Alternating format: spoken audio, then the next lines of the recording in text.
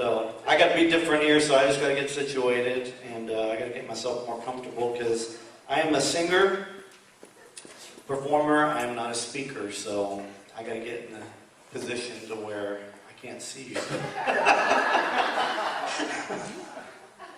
So there's going to be a spot coming on here in seconds. All right. Oh, that's better.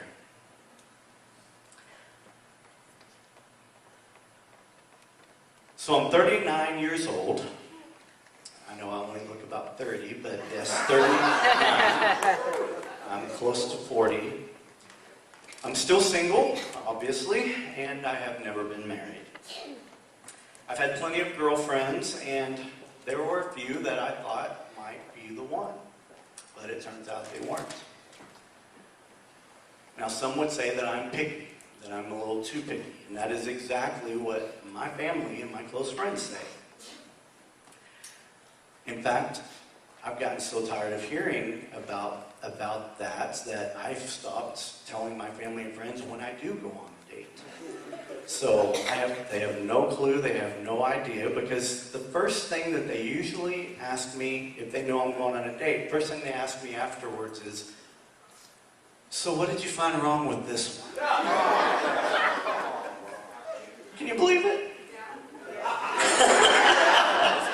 Some people here know me too well. You know, they act like I'm just looking for something wrong in them, but I'm not. Sometimes I feel like the Lord just reveals those things to me. So it saves me from, later on. I need to stick to this or I'm going to get off here and ramble.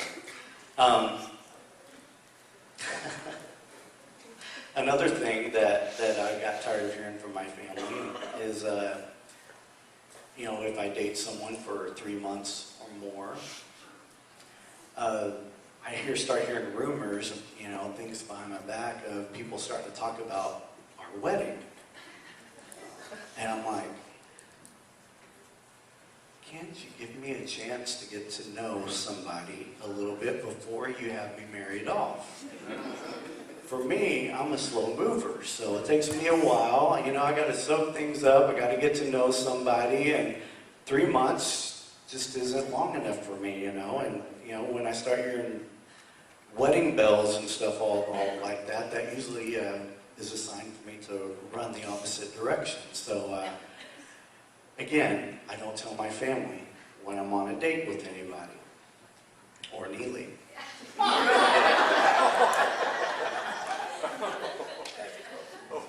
They act like singleness is like a disease or something, and that the cure is to get me married.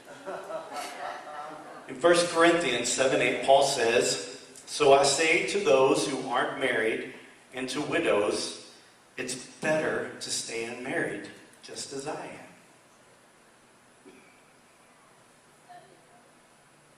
Singleness, singleness is what you should strive for.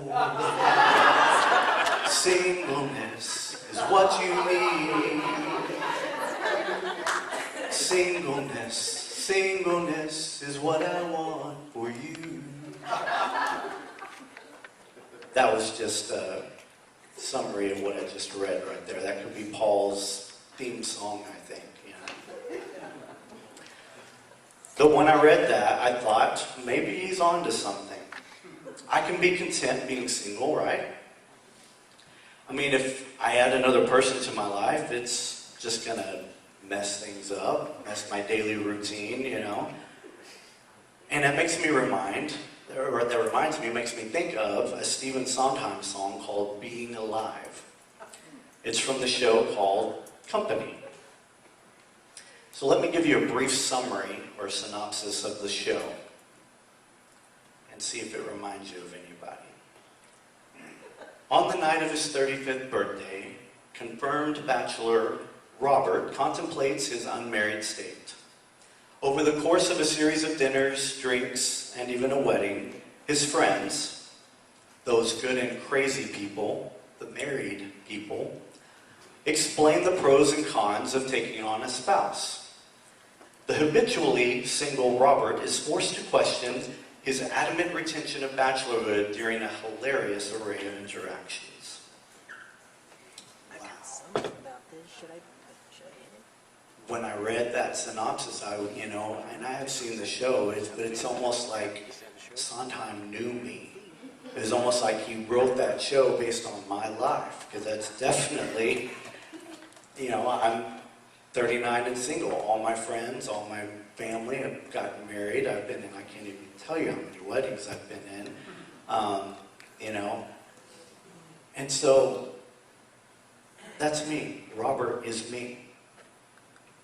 Now back to the song Being Alive. Robert is thinking about what it means to commit to someone, to be married. Someone to hold me too close, someone to hurt me too deep, someone to sit in my chair and ruin my sleep and make me aware of being alive, being alive. Someone to need me too much, someone to know me too well, someone to pull me up short and put me through heck and give me support for being alive, being alive. But then there's something that changes, something in him that changes at this point, and he realizes he doesn't want to be alone. Someone to hold me too close. Somebody hurt me too deep. Somebody sit in my chair and ruin my sleep and make me aware of being alive. Being alive. Somebody need me too much. Somebody know me too well. Somebody pull me up short and put me through heck and give me support for being alive, being alive, being alive.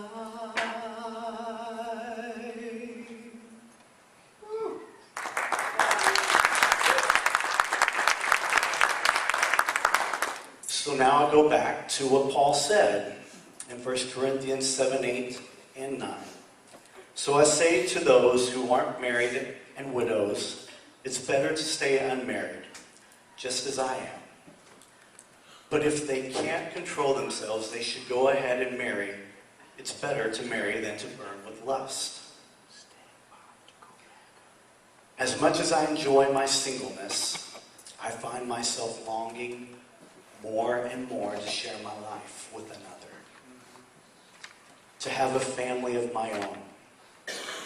The older I become, the stronger those desires burn within. But until that day comes, I cannot and I will not let my singleness and my loneliness rob me of the joy in the Lord. I will not mope around crying, woe is me. I'll never find a wife. I'll never have a family. I'll never. But I will find joy. I will find happiness. I will find peace. And I will find love in the Lord. For God so loved the world